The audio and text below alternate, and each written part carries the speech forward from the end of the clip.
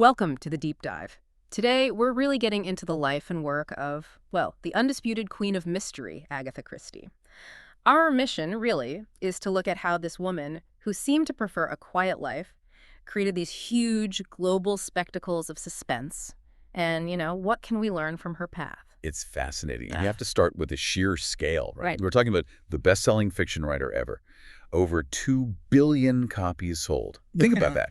She's the most translated author worldwide, apart from Shakespeare and the Bible. Yeah. It stops you dead in your tracks. It really does. So Yeah. how did she build that? Let's start at the beginning, her early life. Born Agatha Miller, 1890, grew up in Torquay, sort of upper middle class, homeschooled, quite sheltered actually, but things changed quite drastically, didn't they? Oh, absolutely. Her father died when she was only 11. That brought financial worries, and she herself said it sort of forced her out of childhood. A big shift.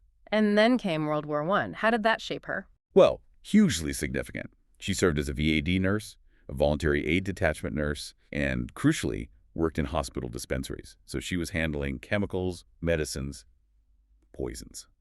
This gave her, as she put it, a thorough knowledge of poisons that became, her signature. Wow. Turning wartime necessity into, well, a deadly literary device. But it wasn't instant fame after that, was it? No, not at all. She faced rejection after rejection. 6 times, I believe, before The Mysterious Affair of Styles finally got published in 1920. That's where we first meet Hercule Poirot. 6 rejections. That takes persistence. Exactly. And this is where you really see her resourcefulness. Once she got going, she seemed to turn everything into material. Look at her travels. In 1922, she was on this big British Empire exhibition tour. Spent 3 months in Waikiki.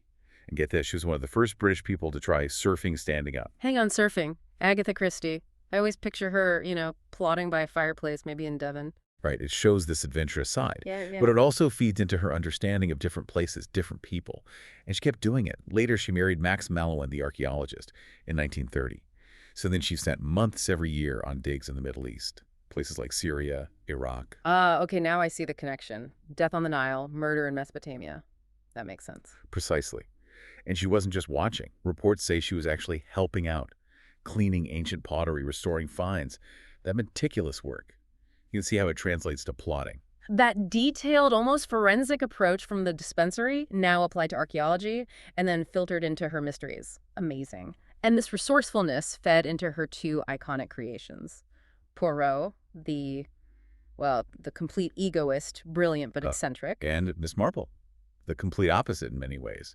Just a gentle, elderly lady solving crimes through analogies to village life. And she kept them apart, right? Deliberately. Yes. She felt Poirot, the professional, wouldn't really fit in Miss Marple's world. They used different methods. Poirot focused on logic, clues, the little gray cells. Marple relied on intuition, understanding human nature. 2 different ways of seeing. Looking at her whole career, the legacy is just immense. The Mousetrap, her stage play. It's still running, isn't it? The longest initial run ever. It is. Over 27,500 performances last I checked. Yeah. Just incredible endurance. And her books basically defined the golden age detective novel formula, making the impossible seem inevitable by the end. She was eventually made a Dame Commander of the British Empire in 1971, a huge honor. Absolutely deserved. And I think the big lesson here for anyone listening is that adaptability, that resourcefulness. She used everything, her war work, her travels, even her second marriage. It all became fodder for her imagination. It's a powerful example, and there's a great quote from her about her process, isn't there? Yes. She once said something like, "Plays are much easier to write than books because you can see them in your mind's eye. You are not hampered by all that description which clogs you so terribly in a book and stops you from getting on with what's happening." She wanted that direct impact. That drive for clarity and getting straight to the action, a perfect summary. Yeah. So here's something for you to think about. Christie created these incredibly dramatic, suspenseful worlds known globally. Yet her own dislikes reportedly included crowds, loud noises, gramophones, and cinemas. How much did that preference for a quiet, observant life, perhaps back in Devon, actually shape the very specific, often cozy, closed-circle mystery she perfected? Something to puzzle over.